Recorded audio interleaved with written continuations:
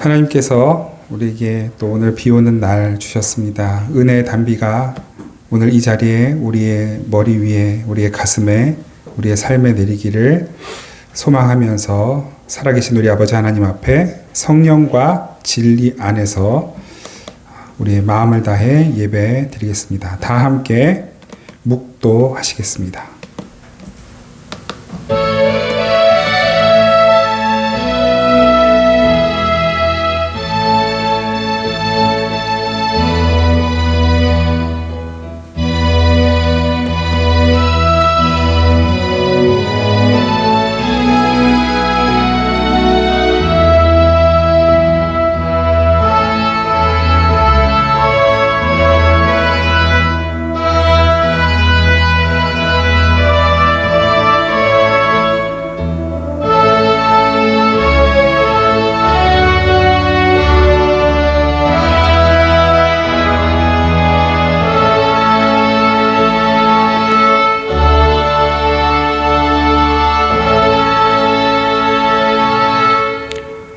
만민들아, 우리 하나님을 송축하며 그의 찬양 소리를 들리게 할지어다.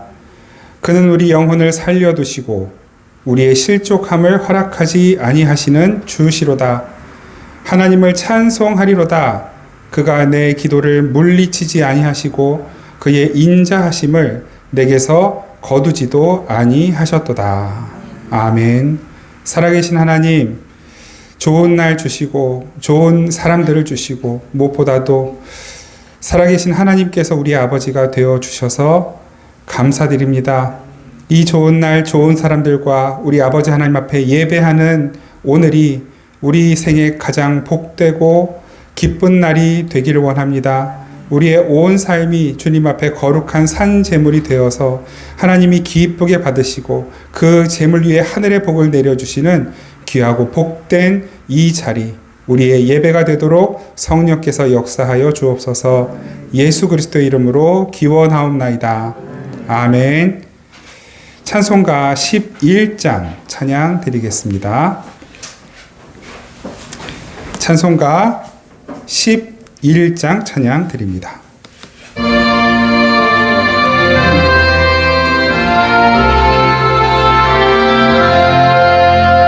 홀로 한 분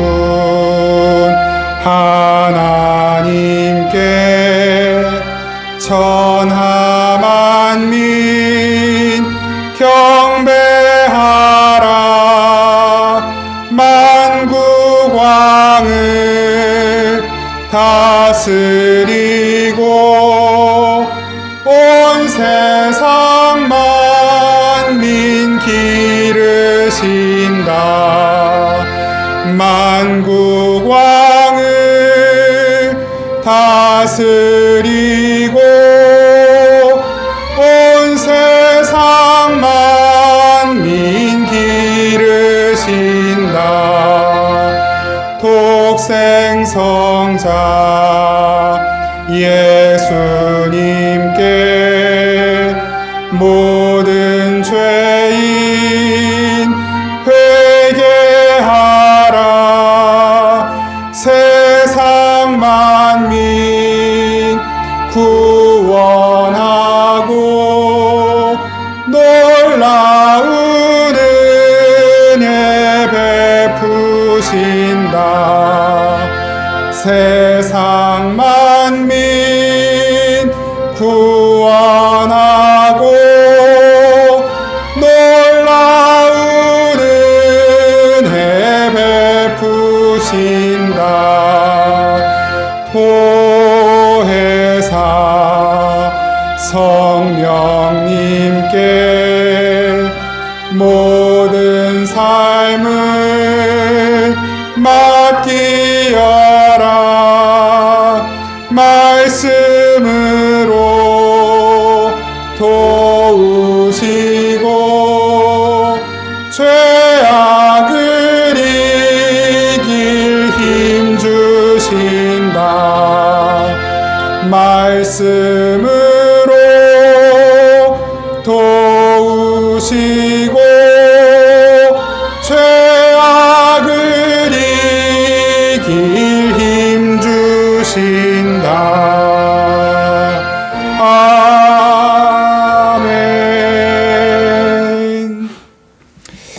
우리 지난 한 주간 동안 하나님 앞에 지었던 모든 죄와 허물들을 침묵으로 고백하며 함께 기도드리겠습니다.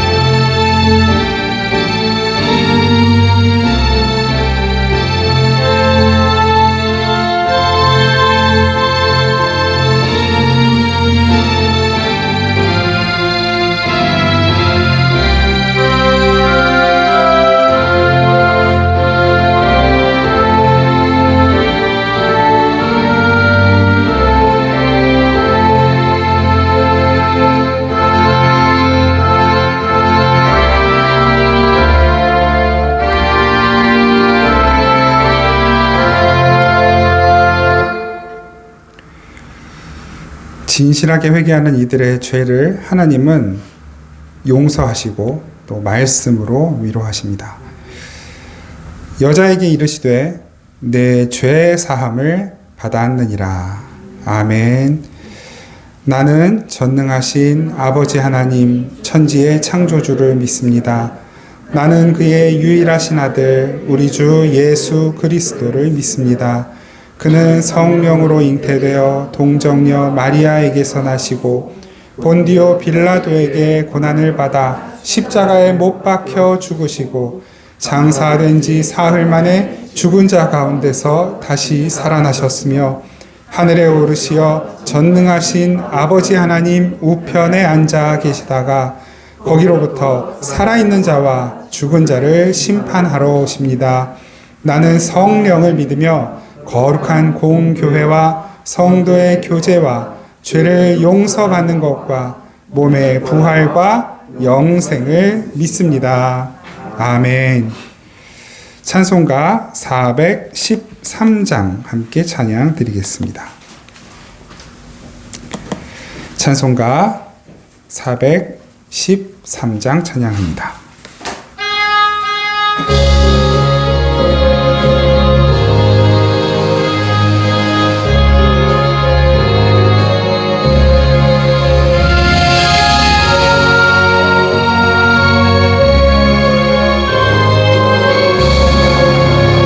내 평생에 가는 길 순탄하여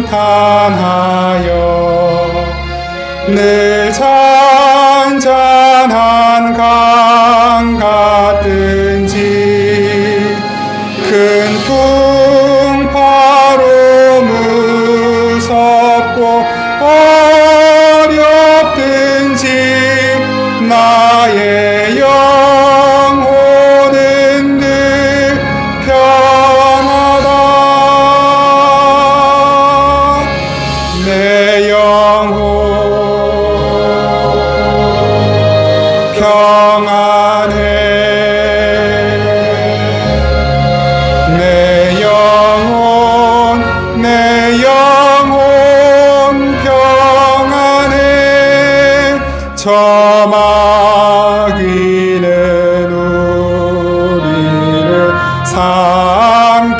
삼키려고 입 벌리고 달려와도 주 예수는 우리의 대장 되니 끝내 싸워서 이기리라. 내 영혼 평안해.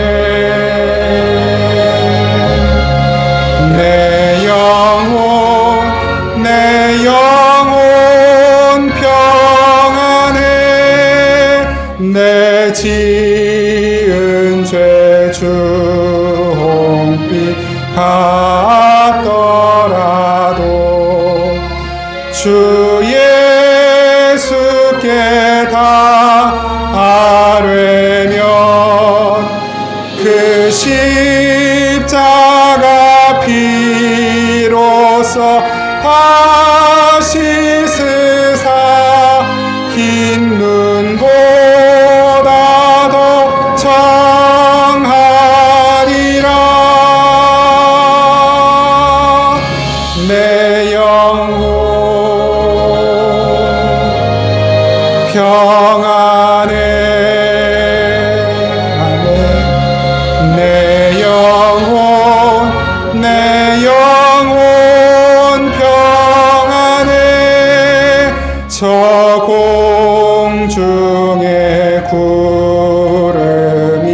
일어나며 큰 나팔이 울릴 때에 주 오셔서 세상을 심판해도 나의 영혼은 겁없으리.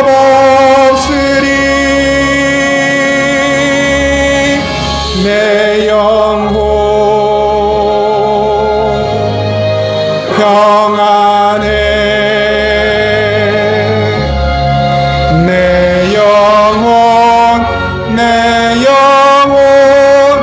평안해.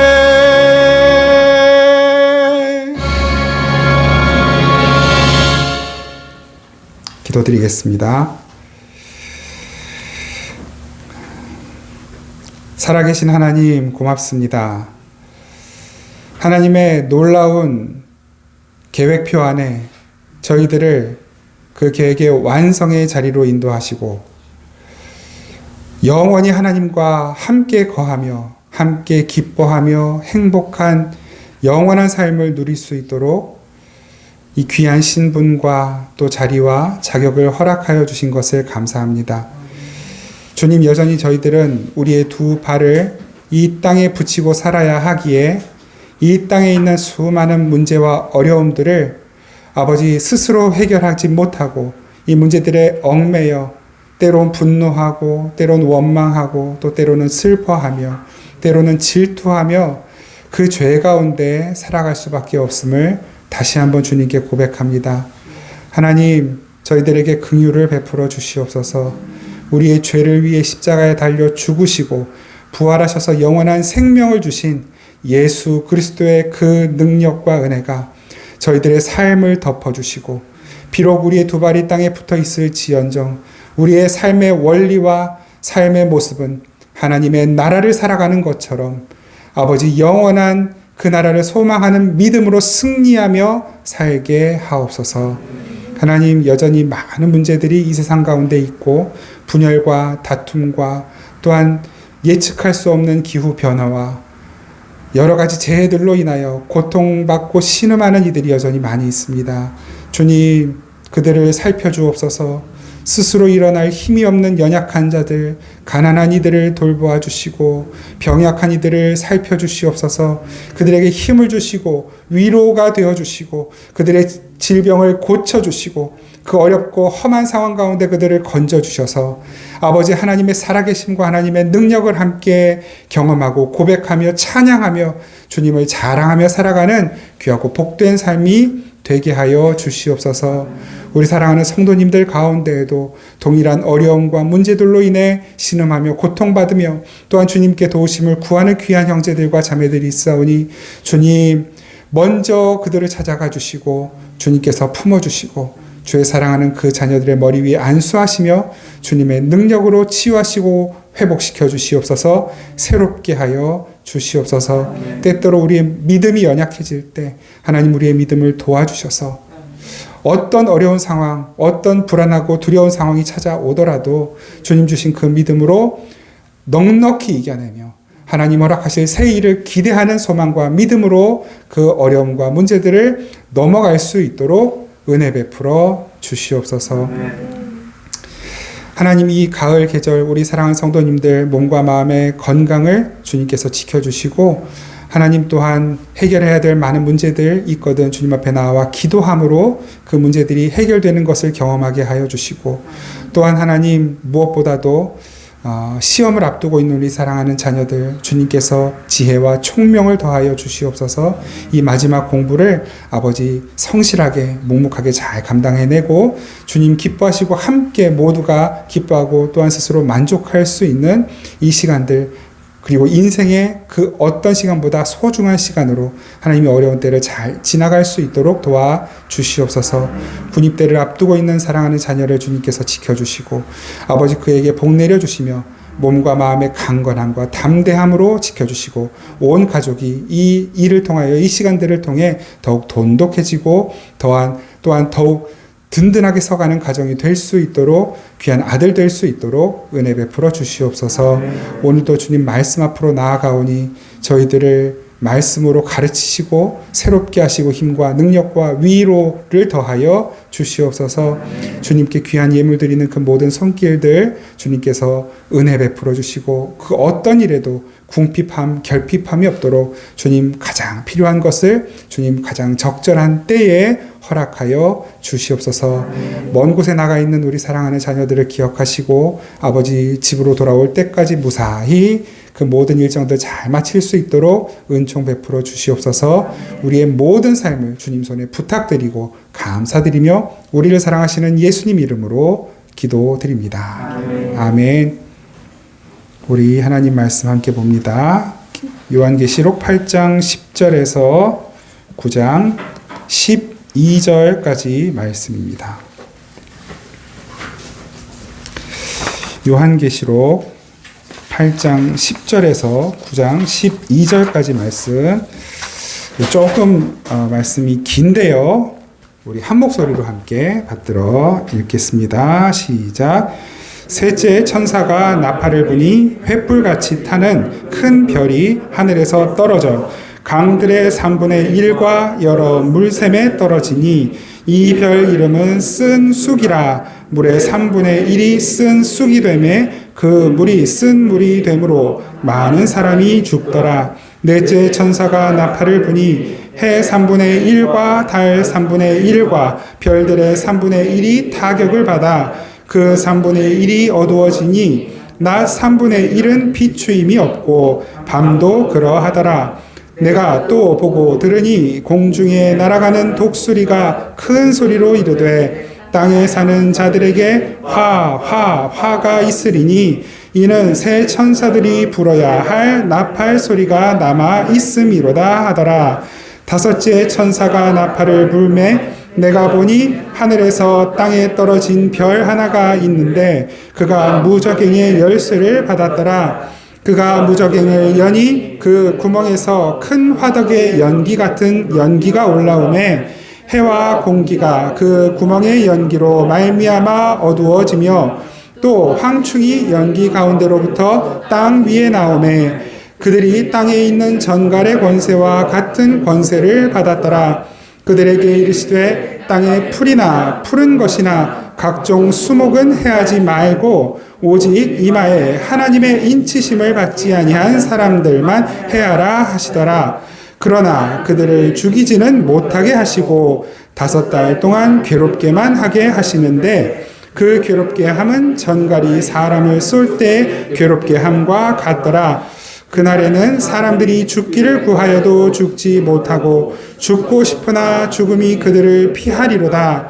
황충들의 모양은 전쟁을 위하여 준비한 말들 같고 그 머리에 금 같은 관 비슷한 것을 썼으며 그 얼굴은 사람의 얼굴 같고 또 여자의 머리털 같은 머리털이 있고 그 이빨은 사자의 이빨 같으며 또 철 호심경 같은 호심경이 있고 그 날개들의 소리는 병거와 많은 말들이 전쟁터로 달려 들어가는 소리 같으며 또 전갈과 같은 꼬리와 쏘는 살이 있어 그 꼬리에는 5달 동안 사람들을 해하는 권세가 있더라.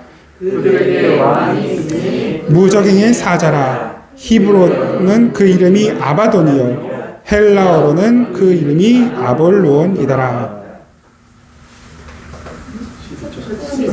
12절 다시 시작. 첫째 화는 지나갔으나 보라 아직도 이후에 화 둘이 이르리로다. 아멘. 네, 어떻게 이렇게 일심동체가 되셔가지고 네, 좋습니다. 지난주에 4번째 그 나팔 부는 것까지를 말씀을 나눴어야 되는데 2번째 나팔까지만 말씀을 나눴고요. 오늘 3번째, 4번째 그리고 5번째 나팔까지를 나누려고 합니다. 또 오늘도 사실은 자신이 없습니다. 이거 다 할 수 있을지 모르겠지만 최대한 빠르게 지나가 보도록 하겠습니다. 사실 우리가 계시록 말씀을 계속 보면서 여러분도 느끼시겠지만 이 단어 하나하나의 의미와 메시지를 우리가 찾고 있지 않습니다. 전체 맥락의 메시지를 보고 있어요. 오늘도 이제 예를 들어서 9장 7절에 황충이라는 게 등장을 하는데 이 세대주의자들, 시한부 종말론자들은 이 황충의 자세하게 설명된 그 묘사된 모습을 보고 이게 이 현 시대에 무엇을 설명하는 것인가 이런 것을 밝혀내려고 애를 많이 쓰죠. 그래서 이 황충의 모습은 탱크의 모습이다. 하늘에서 별이 떨어지는 것, 불이 우박같이 떨어지는 것은 핵폭탄이 떨어지는 것이다. 낙진이 떨어지는 것이다. 이러면서 막 엄청나게 공포심을 유발하죠. 그래서 그 공포심으로 사람들의 마음을 사서 그 사람들의 마음을 산 것을 가지고 결국은 자기 힘을, 자기의 세력을 키우는 이들이 세대주의자들이고 시한부 종말론자들이고 그리고 이단과 사이비의 아주 두드러진 특징이거든요.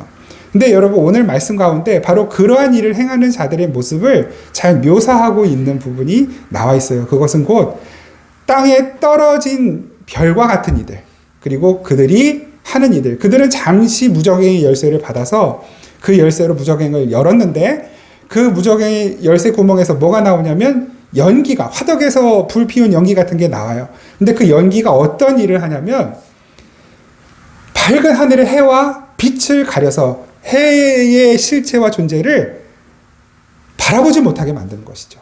그 연기에 함몰되어서 실제로 있는 하늘의 해와 아름다운 하나님 나라를 바라보지 못하게 하고 소망하지 못하는, 소망을 잃고 두려움과 불안 가운데 살아가도록 만드는 일이 있더라는 거예요. 그게 어느 때 동안 5달이라고 표현되어 있는데 이 사실 5달은 이것도 상징적인 의미예요. 이걸 굳이 또 우리는 성경에서 또 찾아보자면 노아의 홍수, 심판이잖아요. 그 노아의 홍수 심판 때 150일 동안 비로 심판을 받았거든요. 40일, 40 낮밤을 비가 내렸고 그 이후로 그 비물이 빠지는 기간까지 해서 150일 동안을 그 물의 심판을 받았단 말이에요. 150일이면은 몇 달? 3, 5, 15. 그죠? 5달. 그냥 그 이야기예요. 그 심판의 증상 같은 것들이 있는 그 기간, 잠시 동안의 기간, 그 영원한 심판을 그림자로 보여주는, 그리고 예고하는 그러한 심판. 지금 바로 우리가 살아가고 있는 이 시대에 일어나는 일들. 그래서 앞에서 살펴본 7인, 그리고 첫 번째, 두 번째 나팔, 그 증상들은 다 동일해요. 앞으로 보게 될 또 7 대접을 쏟을 때의 증상도 새로운 증상이 아니에요. 똑같은 증상의 반복입니다. 근데 그 증상은 다 뭐였어요? 지금 우리가 다 보고 있는 일, 나라와 나라 간의 전쟁, 그리고 기후, 이상기후, 기후의 변화, 지진, 기근, 이러한 일들이에요. 늘 있어 왔던 일들. 우리는 그 시대에 그 땅에 발을 붙이고 살아가는 사람들이고, 그래서 우리 그리스도인들은 그러한 증상들을 보면서 우리 언제 망하나 두려워하고 불안해하고 우울해하는 것이 아니라 진짜 하나님 살아계시구나. 진짜 하나님이 하나님의 계획 표대로 이루어가고 계시는구나. 이 세상 모든 사람들이 받는 그 고통들, 기후변화로 인한 고통, 전염병으로 인한 고통, 전쟁으로 인한 그 고통들을 우리도 동일하게, 교회도 동일하게 받지만 그 가운데서 그 고통에 무너지거나 지거나 원망하거나 불평하지 않고 오히려 하나님 나라를 소망하는 믿음으로 함께 격려하고 위로하고 지금의 이 고통받는 이들을 돌보고 그들을 위해 기도하면서 이 시간들을 보내더라는 거예요. 누가? 하나님의 선택받은 교회들이 똑같은 고통을 받지만 이 고통에 누군가는 심판을 받아 멸망하게 되는데 이 고통 안에서 하나님 나라를 소망하며 이겨내는 이들이 있더라는 것입니다. 그게 누구라고요? 바로 여러분들이신 것입니다. 하나님의 선택받은 백성들.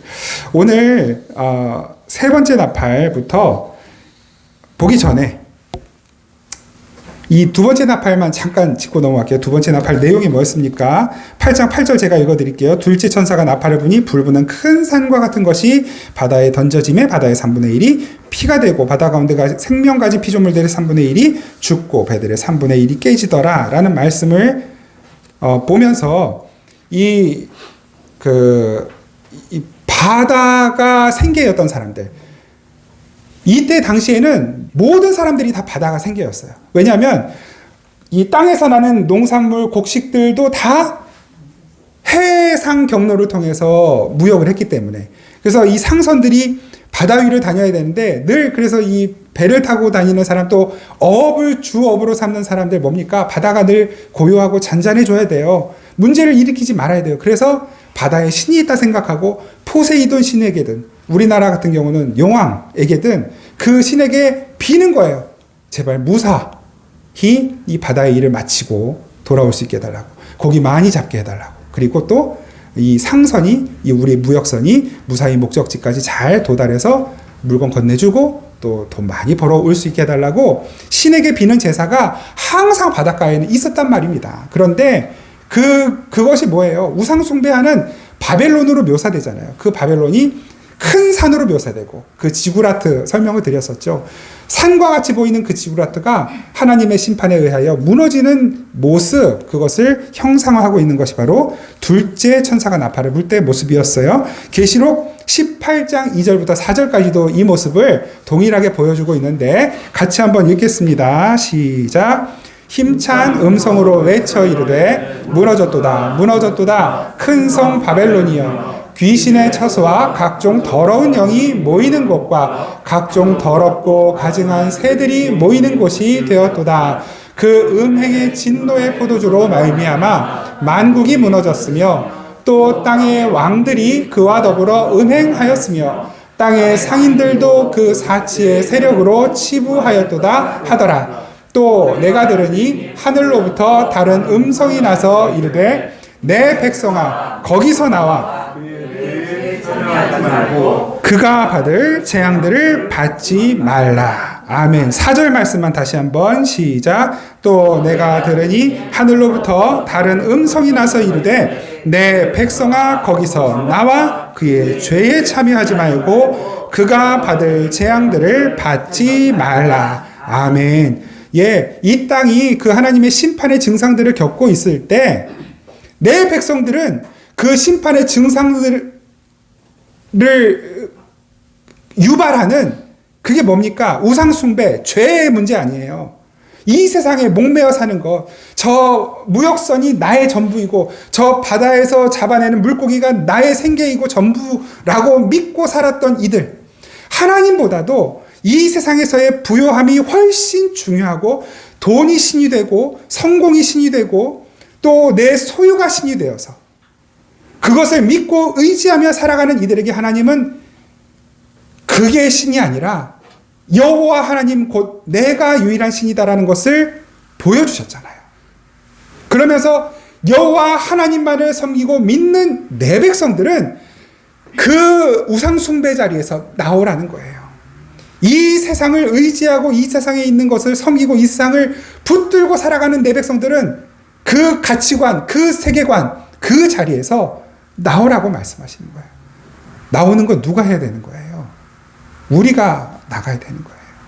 예수님을 믿어요. 주님 믿음을 주셨어요. 그런데 그 믿음을 주셨음에도 불구하고 여전히 이 세상의 것들이 신이 되어 살아가는 이들이, 또한 그것을 부추기고 더욱 독려하는 교회들이 여전히 있는 것입니다. 우리의 소망은 이 땅에 있지 않아요. 우리의 소망은 영원한 하나님의 나라에 있습니다. 하나님은 일관되게 창세기부터 계시록까지 그 이야기만 하고 계셔요. 오늘 살펴본 말씀 가운데 우리는 그걸 또 계속해서 확인하게 될 거예요. 한번 보시죠. 세 번째 나팔로 한번 넘어가 보겠습니다. 계시록 8장 10절 11절 같이 한번 읽으시겠습니다. 8장 10절 11절 시작. 셋째 천사가 나팔을 부니 횃불같이 타는 큰 별이 하늘에서 떨어져 강들의 3분의 1과 여러 물샘에 떨어지니 이 별 이름은 쓴 쑥이라. 물의 3분의 1이 쓴 쑥이 되매 그 물이 쓴 물이 되므로 많은 사람이 죽더라. 아멘. 예, 세 번째 나팔을 불었는데 큰 별이 하늘에서 떨어지고 그 별이 강들의 3분의 1 여러 물샘에 떨어졌어요. 그랬더니 물이 쓴 물이 되어버렸어요. 쓴 물, 많이 들어보셨죠? 이것 또한 동일하게 구약에 나오는 말씀이에요. 예레미야 9장 14절 15절. 예레미야 9장 14절 15절 시작. 그 마음의 완악함을 따라 그 조상들이 자기에게 가르친 바알들을 따랐습니다. 그러므로 만군의 여호와 이스라엘의 하나님께서 이와 같이 말씀하시니라.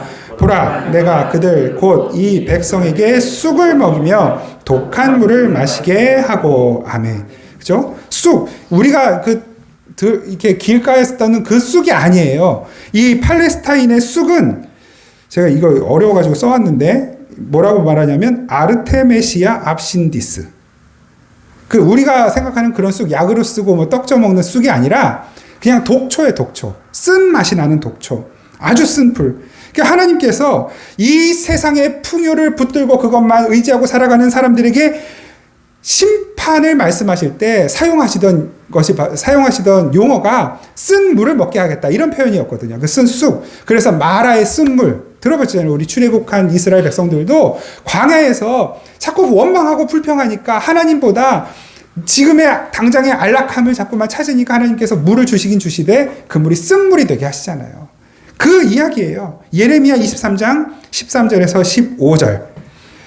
예레미야 선지자를 통해 하나님께서 또 유대 백성에게 말씀하신 심판의 예언이죠. 예레미야 23장 13절에 15절 시작. 내가 사마리아 선지자들 가운데 우매함을 보았나니 그들은 바알을 의지하고 예언하며 내 백성 이스라엘을 그릇되게 하였고 내가 예루살렘 선지자들 가운데도 가증한 일을 보았나니 그들은 간음을 행하며 거짓을 말하며 악을 행하는 자의 손을 강하게 하여 사람으로 그 악에서 돌이킴이 없게 하였은즉 그들은 다 내 앞에서 소돔과 다름이 없고 그 주민은 고모라와 다름이 없느니라. 그러므로 만군의 여호와께서 선지자에 대하여 이와 같이 말씀하시니라. 보라, 내가 그들에게 쑥을 먹이며 독한 물을 마시게 하리니 이는 사악이 예루살렘 선지자들로부터 나와서 온 땅에 퍼짐이라 하시니라. 아멘. 사악이, 악함이 어디서부터 나왔대요? 예루살렘의 선지자들. 그러니까 요즘 말로 하면 교회 목사들한테서 사악함이 나온 거예요. 그들은 뭘 가르치는 거예요? 어떻게 하면 세상에서 남들보다 더 잘 살 수 있는가? 어떻게 하면 더 부유한 삶을 살 수 있는가? 어려운 이웃들이 고통을 받거나 말거나 그들이 신음소리를 내거나 말거나 우리 교회만 부유하면 괜찮아. 나만 잘 되면 괜찮아. 다른 사람이 짓밟혀도 괜찮아. 진짜 저도 목사이지만 정말로 목사라고 부르고 싶지 않은 사람들이 뭐 많지는 않아요. 사실 많지는 않은데 몇몇 그분들이 너무 힘이 세요. 너무 힘이 세서 다른 많은 선량한 목사님들, 교회들까지 욕을 먹게 만드는 거죠. 수백억 돈을 포기하지 않고 주변의 이웃 주민들을 집이 없어서 또 고생하는 이들을 그들이 괴롭거나 말거나 아무튼 뭐 여기까지 합시다. 누워서 침 뱉기니까.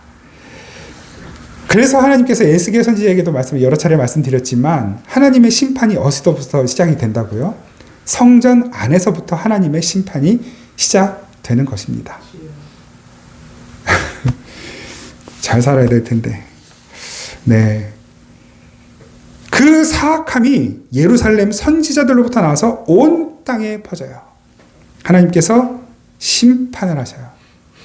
물이 쓴 물이 되는 것입니다. 그 물을 마시게 하는 거예요. 고통받는 것이죠. 그 축복의 달콤한 소리들이 우리에게 힘을 주고 우리를 막 긍정적으로 만들고 우리에게 어떤 이 세상 미래에 대한 소망을 갖게끔 만드는 것 같지만 여러분 결국 그것이 우리에게 독이 된다라는 것을 너무나 명확하게 말씀하시는 거예요. 그리고 오늘 이 계시록 말씀, 우리가 읽은 본문 말씀을 통해 바로 그들이 심판의 대상이라는 것을 정확하게 말씀하고 계시는 것입니다. 하나님을 안 섬긴 게 아니에요. 하나님을 섬기지만 하나님을 섬기면서도 실제로는 바알을 섬기고 있는 거예요. 하나님을 놓은 적이 없어요. 그런데 하나님이 내가 원하는 걸 안 주니까 내가 원하는 걸 줄 수 있는 다른 존재를 자꾸 찾는 거예요. 우스갯소리로 그런 얘기 혹시 제가 한번 얘기 드린 적 있나요? 어느 찬양 어느 교회 찬양대였대요. 어느 교회 찬양대 권사님이 이제 뭐가 답답한 일이 있어서 이제 점집을 간 거죠. 그 점집을 가서 얘기를 듣고 왔어요. 근데 그 점쟁이가 아주 용한 점쟁이였나 봐요. 그래서 이제 그 은혜를 받고 와가지고 그 찬양대 옆에 있는 분한테 이제 전도한 거죠. 야, 어디 점집에 갔더니 와, 너무 잘 맞춰. 내 마음이 아주 시원해져 갖고 왔잖아. 그랬더니 그분도 가서 은혜 받고 와가지고 그 찬양대 있는 분 한 절반 정도가 점집 받고 다 은혜 받고 와서 그 얘기로 꽃을 피웠대요. 그러고서 나중에 아주 호되게 한 방 뭐 맞았다는 얘기가 있는데 뭐 어디까지가 진실인지는 모르겠으나 뭐 믿을 만한 사람이 얘기한 거니까 실제로 있었던 일인 것 같아요. 근데 뭐 교회 안에 사실 그렇잖아요. 한 해를 시작하면서도 우리가 새로운 다짐을 할 때 그래도 올해는 작년보다는 좋은 일이 있었으면 좋겠고 어떻게 해서 좋은 일을 좀 만들어낼 수 있을까 고민하면서 뭐 신년 운세도 보고 토정 비결도 보고 그런 분들이 있을 수 있죠. 있을 수 있는데 얼마나 절박하고 간절하면 그러겠어요. 이해는 하지만 그러나 그것이 옳은 일은 아닌 것입니다. 이해는 해요. 그러나 막 그걸 막 심판받아야 될 죄다 이렇게 말하고 싶진 않아요. 왜냐하면 그냥 점집에만 안 갈 뿐이지 내 마음대로 내 나름대로 어떤 미신적인 행위 무슨 징크스 막 이런 거에 매여 있는 분들이 있잖아요.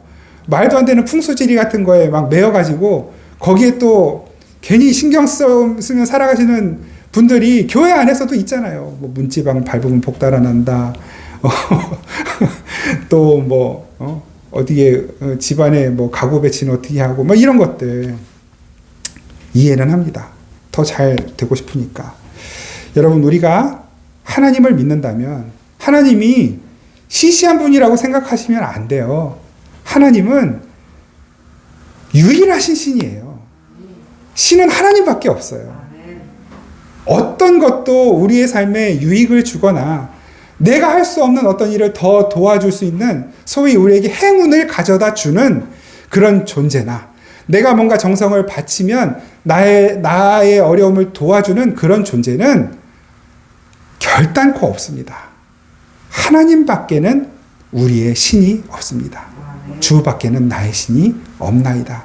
여러분 이게 그냥 괜히 성경에 있는 말이 아니에요. 하도 쓸데없는 일, 쓸데없는 말들을 그리스도인들이 많이 하니까 하나님 믿음의 사람들을 통해서 자꾸 이런 것을 고백하게 하시는 거예요. 그리고 계속해서 어떤 삶이, 어떤 가치관이, 어떤 세계관이 마지막에 하나님의 심판을 받게 되는지를 일관되게 계속해서 말씀하고 계시는 것입니다. 우상에게 뭐 빌지도 않으시겠지만 앞으로도 빌 일이 생겨서는 안 되고 빌어서도 안 됩니다. 우상에게 빌어서 받아낸 그것이 혹 나를 만족시켰을지라도 반드시 그것 때문에 내가 심판받게 되는 날, 그 날이 온다는 것을 기억하시기 바랍니다.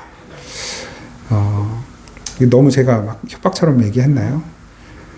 뭐 아니에요. 하나님은 우리를 한 번도 버리신 적이 없어요. 하나님 한 번도 물론 그냥 내 기준으로는 실망한 적이 많을지 몰라도 하나님은 우리를 실망시키시려고 뭔가를 하신 적이 없어요. 나를 실망시키실 목적으로 하나님이 뭔가를 꾸미시거나 혹은 하나님이 계획하신 일들이 실수, 자칫 틀어지거나 하는 일들이 단 한 번도 터럭만큼도 허용되지 않는단 말입니다. 하나님께는. 그래서 하나님 믿는 거예요. 실수가 있는 분이 단 한 번이라도 실수하시는 분이라면 하나님 안 믿어요. 안 믿어도 돼요. 진짜로.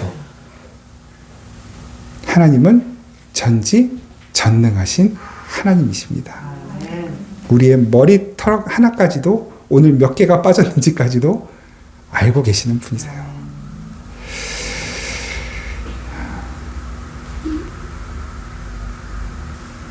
하나님께서 이스라엘 백성들 애굽에서 끌어내리셔서 첫 번째 내리셨던 심판이 그 나일강을 피로 만드시는 재앙이었어요.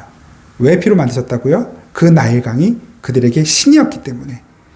그게 신이 아니라는 것을 하나님이 심판의 모습으로 그 강을 피로 만들어 버리심으로써 참된 신은 하나님 한 분뿐이라는 것을 보여주셨어요. 이 세상의 풍요를 약속하는 우상들에게 속지 마십시오. 그들은 곧 멸망해 버릴, 곧 사라져 버릴, 보이스피싱 하는 이들처럼 우리 돈만 받으면, 우리에게서 원하는 것만 얻으면 우리 등치고 도망갈 자들인 것입니다. 이사야 14장 12절에서 15절 말씀 같이 보겠습니다. 이사야 14장 12절에서 15절 시작. 너 아침의 아들 계명성이여 어찌 그리 하늘에서 떨어졌으며 너 열국을 엎은 자여 어찌 그리 땅에 찍혔는고 내가 하늘에 올라 하나님의 뭇별 위에 내 자리를 높이리라. 내가 북극 지폐의 산 위에 앉으리라. 가장 높은 구름에 올라가 지극히 높은 이와 같아지리라 하는도다. 그러나 이제 내가 수월 곧 구덩이 맨 밑에 떨어짐을 당하리로다. 아멘. 그가 하늘에서 떨어진 것입니다. 큰 별이 하늘에서 떨어져 있는 거예요. 네 번째 나팔. 지금 혹시 이 세상에 빛나는 별이 있는 것 같아요. 그게 하나님이 아니라면, 주님께서 허락하신 것이 아니라면 그 별은 곧 떨어질 별이라는 것을 기억하십시오. 왜 많은 소위 스타들이 그 스타의 자리에서 급전직하하는지, 왜 갑자기 그 별이 빛을 잃고 떨어지게 되는지를 잘 보십시오. 그 스타들을 뭐 좋아하지 말고 그들을 우상처럼 생각하지 마라, 뭐 이런 얘기를 드리는 게 아니에요. 그걸 보면서 우리는 성경의 정신을 읽어내자는 거예요. 저도 좋아하는 배우가 있고 가수가 있죠. 저도 즐겨 부르는 노래가 있고, 언젠가 한번 제가 한번 노래 한번 불러드릴게요. 이글스의 데스페라도. 아주 성경의 진리를 담고 있는. 그런데 그들이 이 세상의 별들처럼 보이고, 그 금괴가, 우리 아들도 왜 금괴를 좋아하는지 모르겠는데 있지도 않은 금괴가 왜 떨어질 별이 되는지, 뭐 그걸 갖지 맙시다 이거 아니에요. 뭐 가질 수 있으면 가져야죠. 그런데 그것에 의지하고 기대어 사는 인생은 반드시 그것 때문에 울게 되는 날이 온다는 것입니다. 혹시라도 여러분들이 스타가 되실 일이 있거든 기억하세요. 아, 내가 지금 많은 사람들의 인기와 기대와 혹은 선망의 대상이 되어 있으나 나도 곧 떨어질 수 있겠구나. 그 겸손한 마음으로 살아내시면 되는 거야. 그러면 스타가 돼도 감사하고 하나님께 영광 돌릴 수 있고, 떨어진 별이 되어도 그 자리에서 만족하고 감사하며 하나님 찬양하는 삶을 계속해서 살아갈 수 있게 되는 것입니다.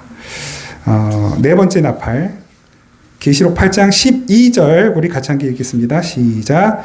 넷째 천사가 나팔을 부니 해 3분 1과 달 3분의 1과 별들의 3분의 1이 타격을 받아 그 3분의 1이 어두워지니 나 3분의 1은 비추임이 없고 밤도 그러하더라. 아멘. 무슨 재앙이 생각나세요? 이거는 그 출애굽할 때 9번째 재앙, 그죠? 그 애굽 땅은 다 흑암이 됐어요. 근데 어디만 빛이 비치는 거예요? 하나님의 백성들이 있는 곳에만 빛이 비추는 거예요. 그거 생각나지 않으세요? 별들의 그 해와 달과 별이 3분의 1이 타격을 받아 어두워졌다. 그 낮 3분의 1은 비치면, 그러니까 이 낮의 이 조도가 한 30% 이상이 깎였다는 건 마치 개기일식 때 어두워지는 현상이 있잖아요. 그거 이상으로 어두워졌다는 거예요. 뭐 구름이 있는 것도 아니고 한데 그 별 자체가 에너지와 동력을 잃어버리게 되는 것이죠. 이게 뭐 무슨 일식이나 월식 이런 것을 이야기하는 뭐 그런 건 당연히 아니에요. 무슨 어떤 행성들이 뭐 몇십 년 혹은 몇백 년, 몇천 년에 한 번씩 줄을 지어 일어나는 어떤 무슨 그랜드 크로스 이런 현상을 설명하는 것도 아닙니다. 이 네 번째 나팔의 재앙 또한 구약 성경에서 가지고 온 구약의 하나님께서 하셨던 말씀의 내용이에요. 동일하게 아모스서 8장 9절 10절 아모스 8장 9절 10절 시작. 주 여호와의 말씀이니라. 그날에 내가 해를 대낮에 지게 하여 백주의 땅을 캄캄하게 하며 너희 절기를 애통으로 너희 모든 노래를 애곡으로 변하게 하며 모든 사람에게 굵은 배로 허리를 동이게 하며 모든 머리를 대머리가 되게 하며 독자의 죽음으로 말미암아 애통하듯 하게 하며 결국은 곤고한 날과 같게 하리라. 아멘. 이사야 13장 6절 그리고 9절 10절 같이 읽습니다. 시작. 너희는 애곡할지어다. 여호와의 날이 가까웠으니 전능자에게서 멸망이 임할 것이미로다. 보라, 여호와의 날 곧 잔혹히 분냄과 맹렬히 노하는 날이 이르러 땅을 황폐하게 하며 그 중에서 죄인들을 멸하리니 하늘의 별들과 그 빛을 내지 아니하며 해가 돋아도 어두우며 달이 그 빛을 비추지 아니할 것이로다. 아멘. 요엘 2장 31절 32절 제가 읽어드릴게요. 여호와의 크고 두려운 날이 이르기 전에 해가 어두워지고 달이 핏빛같이 변하려니와 누구든지 여호와의 이름을 부르는 자는 구원을 얻으리니 이는 나 여호와의 말대로 시온산과 예루살렘에서 피할 자가 있을 것이며 남은 자 중에 나 여호와의 부름을 받을 자가 있을 것임이니라. 아멘. 그러니까 이 해, 달, 별이라고 하는 것들은 결국 다 타버릴 거, 없어져 버릴 첫 창조 때에 하나님께서 만들어진. 그러니까 하나님께서 처음 창조하신 것들은 다 사라지는 거예요. 그 첫 창조는 왜 일어난 사건입니까? 하나님의 새 창조를 설명하기 위해 일어난 사건이란 말이에요. 그렇게 사라져버릴 그 첫 창조의 것들을 말하자면 지지하고 지탱하는 것들이에요. 이 첫 창조된 이 세상을 해, 달, 별, 빛이 지지해주고 자라게 하고 살아가게 하잖아요. 그걸 보여주는 거예요. 그런데 이 해, 달, 별이 어두워진다는 게 뭡니까? 하나님을 의지하고 하나님을 신뢰하고 살아가야 할 자들이 세상의 것들을 믿고 의지하고 살아가고 있을 때 그것들이 심판을 받게 된다는 걸 설명해 주고 계시는 거예요. 여러분, 해가 정말로 빛을 잃어서 어둡습니까? 좀 지갑만 비워도 어둡잖아요. 그죠? 내 남자친구, 여자친구가 나를 차버리고 도망가도 해가 아무리 쨍쨍 밝아도 어둡단 말이에요. 그렇지 않나요? 반면에 정말로 나를 사랑하고 내가 사랑하는 사람과 같이 있을 땐 깜깜한 밤이라도 두렵지 않고 밝은 나처럼 느껴지지 않아요? 그러니까 말하자면 그런 거예요. 하나님이 정말로 나를 사랑하신다는 것을 알고 내가 하나님을 정말 사랑하고 있다면 내 현실과 상황은 그늘지고 어두운 가운데 있는 것 같아도 밝은 대낮처럼 힘이 있고 생기가 넘칩니다. 그런데 아무리 지갑에 돈이 두둑하게 있고 힘은 넘쳐나고 하늘의 해는 밝아도 공허하고 내가 원하는 것도 아니에요. 이거 호르몬만 조금 바뀌어도 공허감과 우울감에 그늘이 져서 견딜 수 없는 상황이 찾아온단 말입니다. 이것이 우리의 지극히 연약한 우리 인간의 현실이에요. 하나님은 그걸 계속해서 가르쳐주고 계시는 것입니다. 이렇게 첫 번째, 두 번째, 세 번째, 네 번째 나팔의 재앙을 지금 살펴봤는데 늘 다시 말씀드리지만 지금 우리가 경험하고 겪고 있는 것들, 땅이, 바다가, 강이 오염되어 점점 못쓰게 되어지고 있는 현실, 이상기후로 인해 기근이 찾아오고 수많은 사람들이 고통받고 있는 현실들, 생각도 못한 전염병들이 찾아오고 또 일어나지 않을 것 같은 전쟁이 일어나고 분열이 일어나고 또 사람들이 뭔가 다 진짜 정신 어디 놓고 다니는 것처럼 소위 묻지마 뭐뭐 이런 일들이 너무 흔하게 일어나고 길가에서 대낮에 남편이 그냥 아내를 살해하고 오늘 아침에 뉴스에 보니까 며칠 전에 있었던 일이잖아요. 오늘 아침에 뉴스에는 그 엄마가 마지막 그 남편에게 계속 칼에 맞아 죽어가면서 구급대원한테 실려가면서 그렇게 얘기를 했다 하더라고요. 나 죽는 거예요? 울면서 우리 애들 어떻게? 그럼 계속 울더래요. 결국은 돌아가셨어요.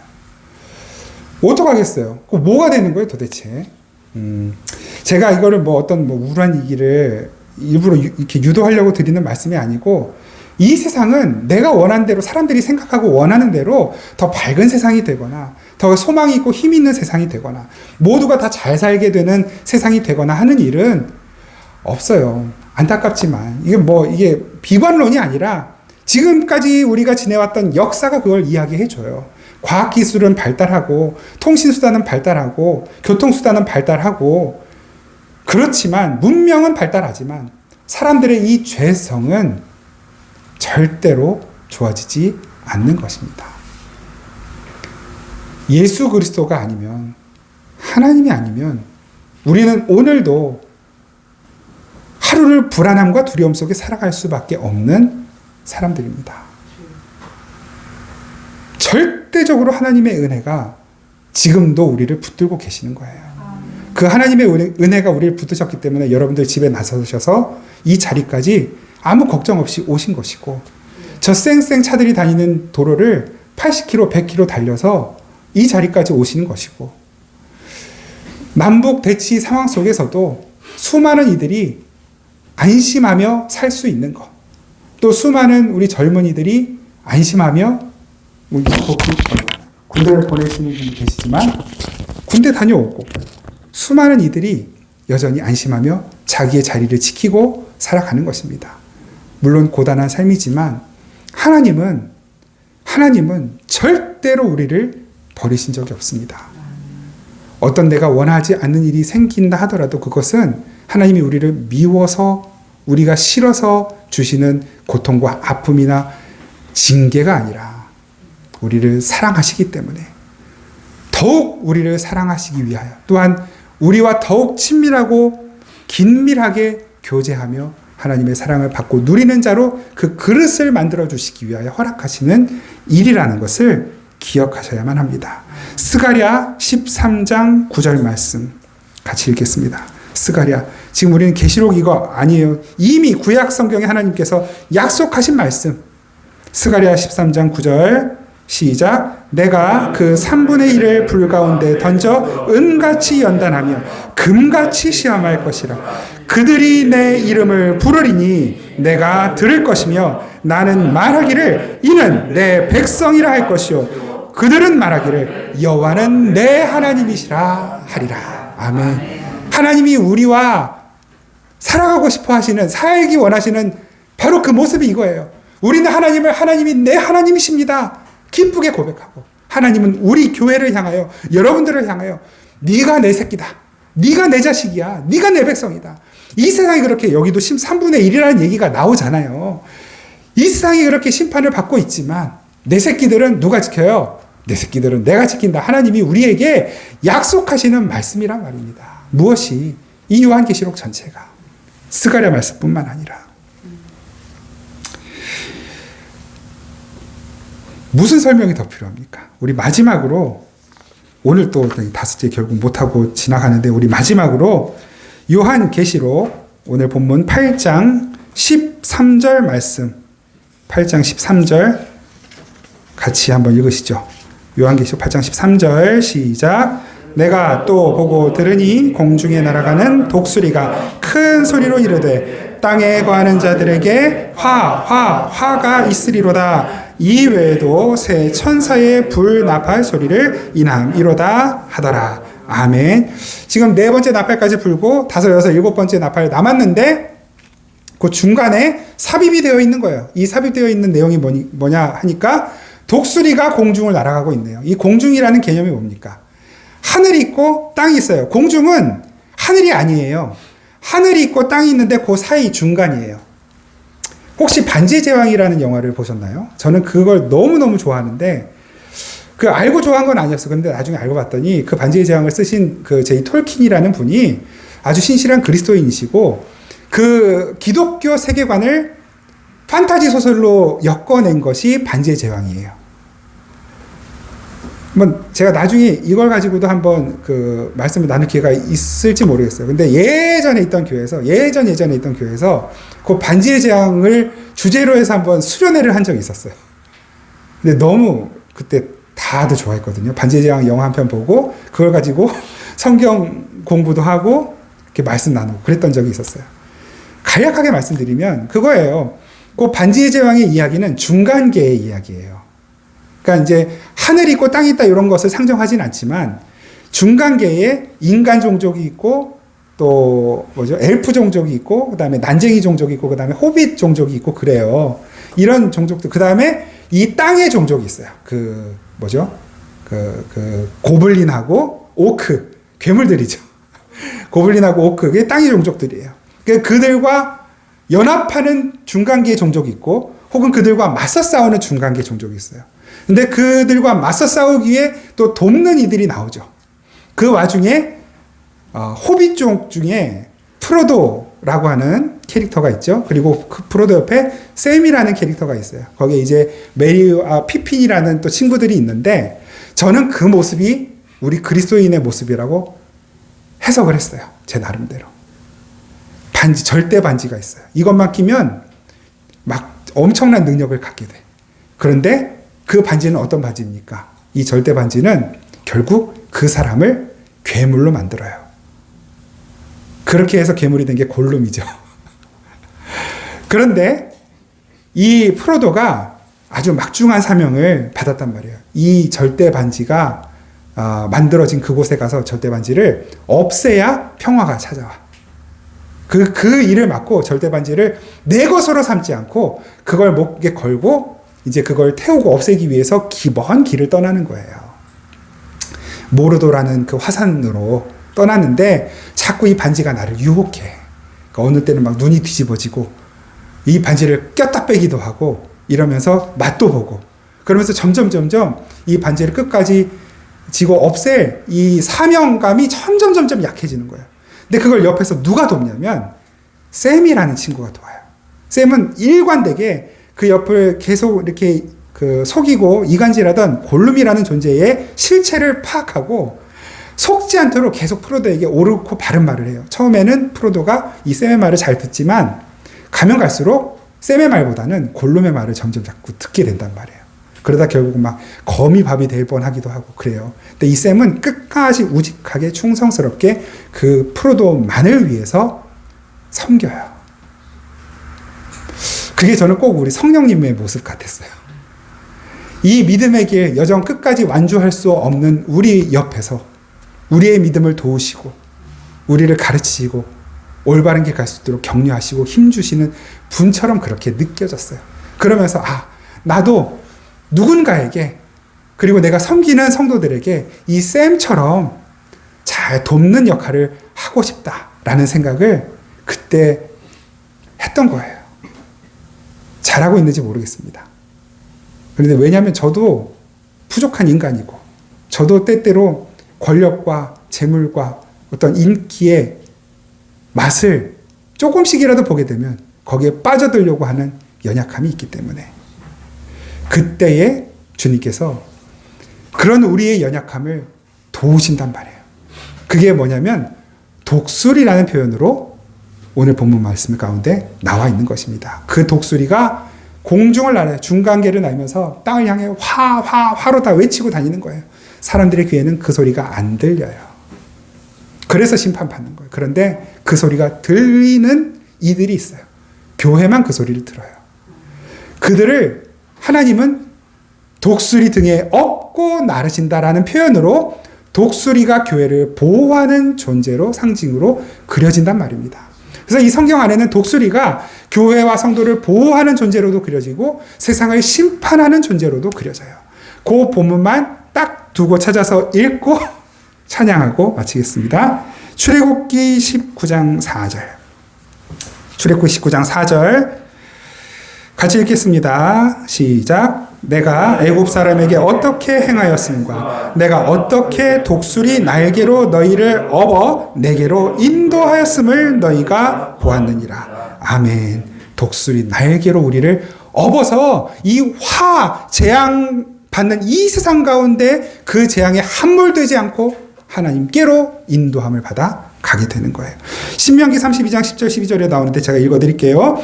여호와께서 그를 황무지에서 짐승이 부르짖는 광야에서 만나시고 호위하시며 보호하시며 자기의 눈동자같이 지키셔도다.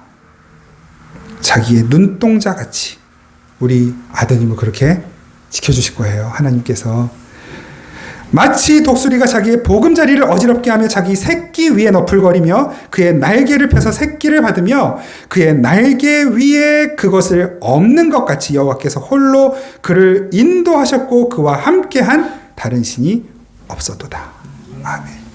하나님께서 그렇게 저와 여러분들을 독수리가 새끼를 날개 위에 업고 나는 것처럼 저와 여러분들을 업고 가시는 것입니다. 이것이 하나님의 보호하심이죠. 하나님이 또 같은 독수리로 세상을 심판하시는 모습을 나타내시는데 신명기 28장 49절 같이 읽습니다. 신명기 28장 49절 시작. 곧 여호와께서 멀리 땅 끝에서 한 민족을 독수리가 날아오는 것 같이 너를 치러 오게 하시리니. 아멘. 이렇게 독수리가 어디에서부터 날아와서 우상을 섬기는 하나님을 믿지 않은 이들을 치러 오는 것처럼 또 상징하고 계시는 거예요. 이렇게 독수리는 하나님의 심판, 하나님의 보호하심과 인도하심을 동시에 나타내는 존재인 것입니다. 계시록 말씀을 계속 보면서 우리가 느끼죠. 진짜 재앙이 인간 역사 이래로 이 재앙이 끊어진 적이 없어요. 아무리 태평성대 시대라도 늘 재앙이 있었습니다. 표현이 재앙이라 조금 너무 거창하게 들릴지 몰라도 크고 작은 어려움과 재해와 전쟁과 기근과 수많은 이변들이 있었단 말이에요. 이건 주님 다시 오시는 그때까지 끊임없이 이어질 것입니다. 우리는 이 세상을 살아가는 사람들이에요. 그런데 이 세상이 아까 기도하면서 잠깐 표현했지만 우리의 발을 땅에 붙이고 있는 것 같아도 여러분 우리는 땅에 함몰되는 사람 아닙니다. 이 땅의 가치관에 매이는 사람들이 아니에요. 하나님께서 우리를 들어 올리셔서 내 백성아 거기서 나와라 하신 하나님께서 우리를 불러내셔서 자기 날개 위에 우리를 얹고 지금 이 중간 세상을 상징적 표현이에요. 중간 세상을 재앙의 화를 입지 않고 날아가게 만드시는 거예요. 재앙의 증상들을 경험하지만 재앙의 그 결정적인 타격 뭡니까? 심판. 그 심판은 받지 않고 하나님의 나라로 실패 없이 완전하게 들어가도록 하나님께서 우리를 지금 보호하고 지켜주시는 것입니다. 그 은혜가 이 한 주간에도 여러분들의 삶 가운데 계속 함께 하실 것입니다. 우리 옆에 계신 분에게 가르쳐 주세요. 하나님이 이번 한 주간도 당신과 당신의 가족을 지키실 것입니다. 하나님께서 이번 한 주간도 여러분과 여러분의 가족을 지키실 것입니다. 왜요? 왜 지키세요? 우리가 하나님의 자녀, 하나님 새끼들이기 때문에 우리 찬양하겠습니다.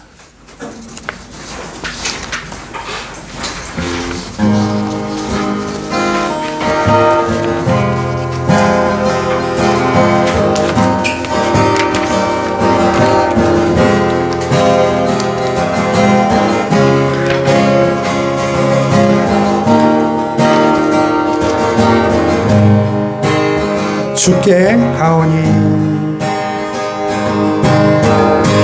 주께 가오니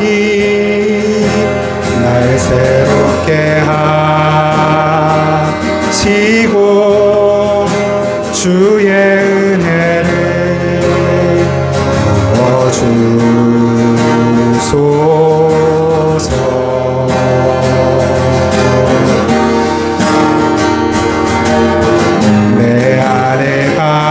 발견한 나의 연약함 모두 벗어지리라. 주의 사랑 안에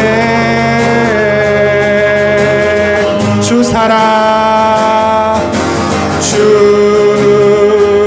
사랑 나를 붙드시고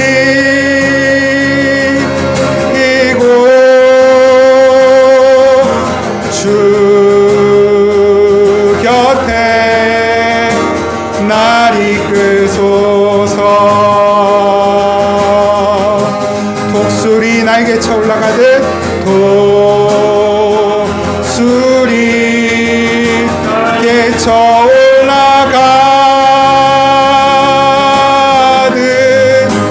주님과 함께 일어나 걸으니 주의 사랑 안에 나의 눈 열어 나의 눈 열어 주를 보게 하소서. 붙드시고 주의 사랑을 알게 하소서.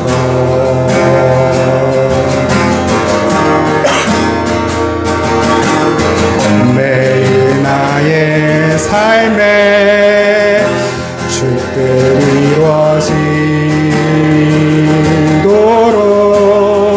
새롭게 하소서. 아멘. 주의 사랑으로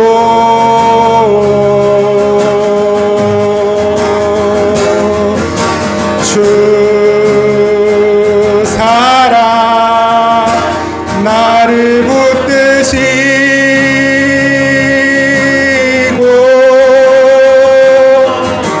주 곁에 날 이끄소서. 아멘. 독수리 날개쳐 올라가듯 나 주님과 함께 일어나 걸으리.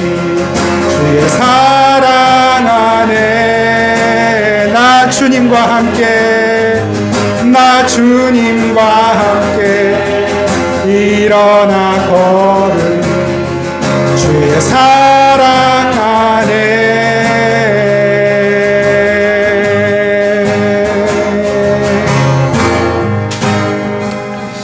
제가 기도하겠습니다. 하나님 고맙습니다.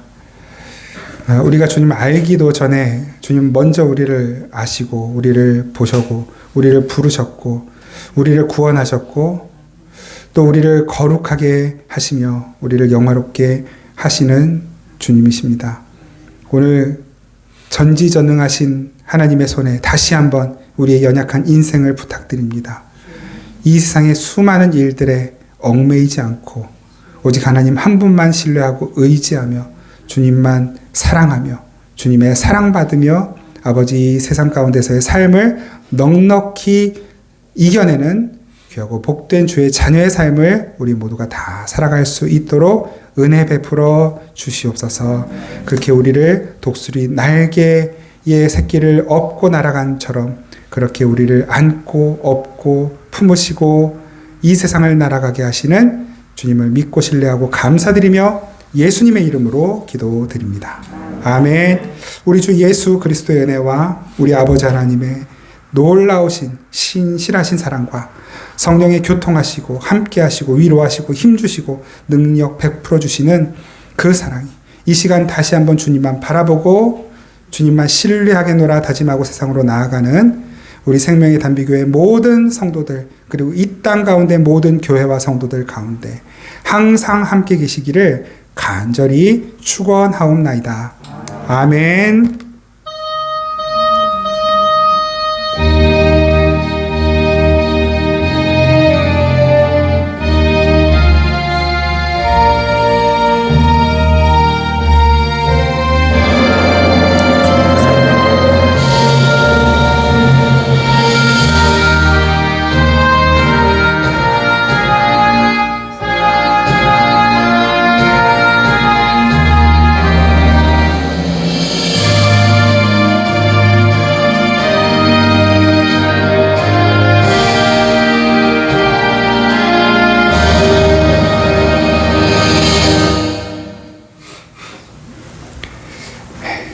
감사합니다. 우리 한 번 더 앞뒤 좌우로 인사 나누겠습니다. 당신은 하나님의 사랑을 받는 귀한 자녀입니다. 이렇게 서로 인사 나누겠습니다. 네, 여러분들은 하나님의 사랑받고 계시는 귀한 자녀이십니다. 네, 오늘 오후 3시에 찬양 예배 있고요. 찬양 예배 후에 성경 공부반 레위기 성경 공부 모이겠습니다. 혹시라도 뭐 또 중간에 같이 하실 분들은 신청하셔도 됩니다. 아직 4번 남아 있으니까. 아니면 혹시 뭐 책만 보고 싶다 그러신 분 말씀하시면 제가 책은 또 이렇게 사다 드릴 수 있으니까요. 말씀해 주셔도 되겠고요. 수요일 수요 기도에 모이겠고요. 그리고 다음 주일 오전 9시 30분 청소년부 모임이 있습니다. 우리 다음 주일은 추수감사 예배로 드리겠습니다. 예배 중에 우리 성찬 예식으로 예수님의 몸, 예수님의 피를 나누는 귀한 시간 갖도록 하겠습니다. 교회에서는 떡을 맞췄고요. 그 다음에 우리 화단 또 꽃 장식 그 예물 드리신 분이 있어서 또 꽃 장식을 또 예쁘게 그렇게 하도록 하겠습니다. 10월 마지막 주일 10월 30일 성경 퀴즈 대회 하려고 하는데요. 걱정하지 마세요. 다음 주 다 문제와 답을 다 드립니다. 그래서 어린이부터 어르신까지 다 참여할 수 있는 기회도 골고루 드리고 상품도 골고루 드리고 그렇게 교제하는 시간을 갖고요. 그리고 간단하게 우리 식사 교제 이날 하도록 하겠습니다. 지금 계속 가정 신방하고 있는데요. 개별적으로 연락 안 드린 분은 곧 연락을 드릴 거예요. 그래서 시간 정해서 찾아뵙도록 하겠습니다. 마지막 우리 수능 11월 17일 목요일입니다. 계속해서 여러분 기도로 힘을 보태주시고 격려해 주시기 바랍니다. 감사합니다. 네, 우리 다음 주 오늘 오후 찬양 예배 아무튼 언제든 우리 곧 건강한 모습으로 다시 뵙겠습니다. 고맙습니다.